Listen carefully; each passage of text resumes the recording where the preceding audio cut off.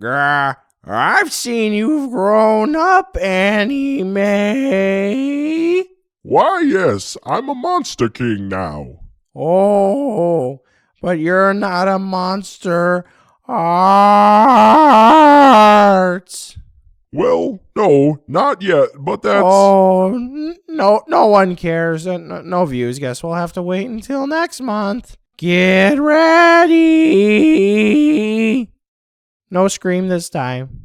Hello there, collectors. It's Steven here with a review of the big boy Bandai vinyl, the Monster King series Godzilla 2017. This larger Bandai vinyl offers collectors their first shot at a large-scale design of this creature, and it comes from the Boys division. Following on the heels of the Monster King series Shin Godzilla from last year, does this figure increase in quality from the original movie Monster series design, or is it just on the same level, but bigger?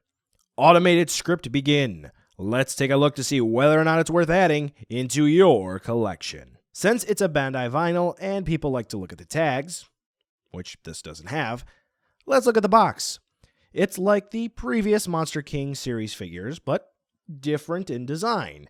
This time the design has a theme to match the design of this Godzilla.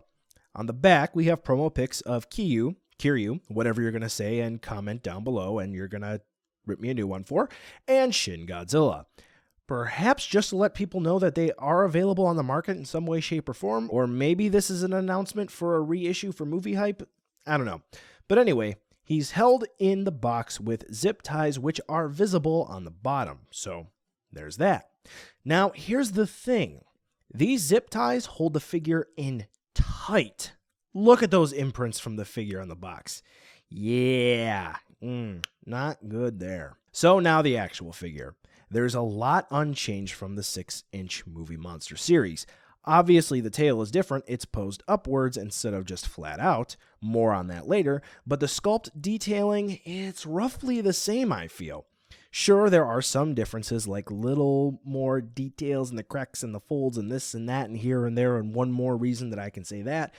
But where the figure really shines and fails would be the paint applications. You see, some spots have much better shading, which is cool, but others, we just see the straight vinyl, which wasn't the case on the movie Monster series.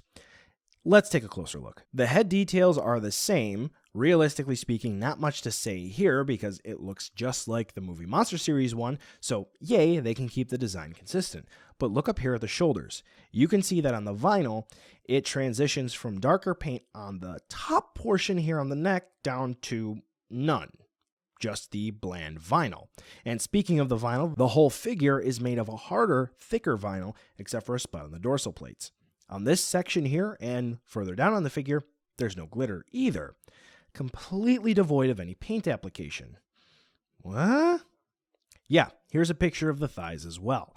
Very odd, and I have no idea why there would be this step back in production.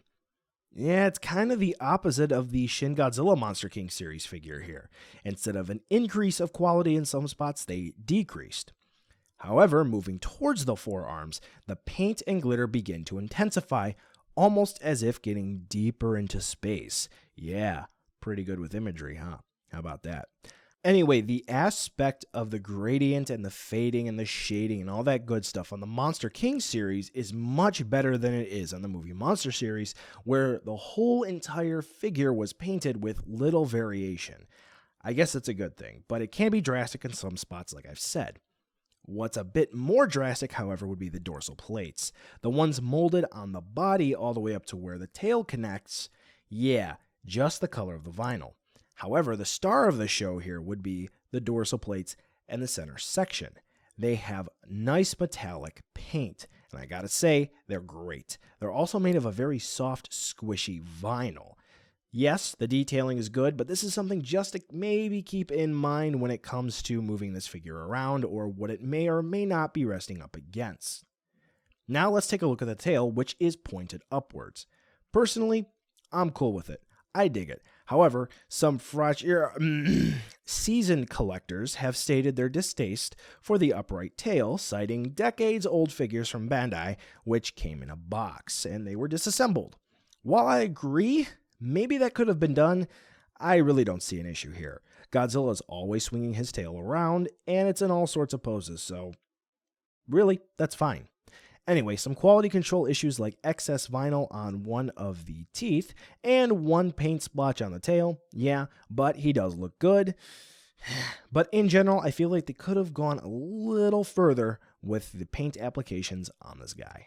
Now the articulation with shoulder and hip swivels. That is it. The tail is frozen in place, so yeah, have fun moving this guy around. And a size comparison for those who can't get behind the fact that this thing's about a foot tall. Yeehaw! Big shelf hog. Almost too big to fit in my review space. Now here's something that I didn't do with the Shin Monster King series video, a comparison with the movie monster series Godzilla 2017, because I just didn't do it. So here you go. A couple pictures here and there. Hopefully what I've been saying actually makes sense in terms of details and whatnot now that you have a side-by-side comparison. So, buy now, skip, or wait for a deal. This G17 has a great sculpt, but the paint is a bit perplexing to me. I don't know, nice paint apps where they're at, but sometimes it is just flat out missing. The size is cool. MSRP is about 4,000 yen. Discounts from imports, it's about 3,500. Not factoring in shipping, yeah, I guess that's a fair price. If you're an adult collector, this might scratch that itch for a big 2017 design, and younger fans, hey, it's a big Godzilla. Not a bad figure, but you know what? I think it's pretty good. Well, folks, that's the end of this review. Thanks for watching, and be sure to follow me on social media to catch more behind-the-scenes shenanigans and updates. The end card should be popping up now with more hand-selected STR goodness for you to watch, so check out some of those videos. Be sure to check the description, too, to see where you can buy this figure or others like it, and some cool links, like the credits for this video, and other ways you can help out the channel. Thanks again for watching, and I'll catch ya in the next video.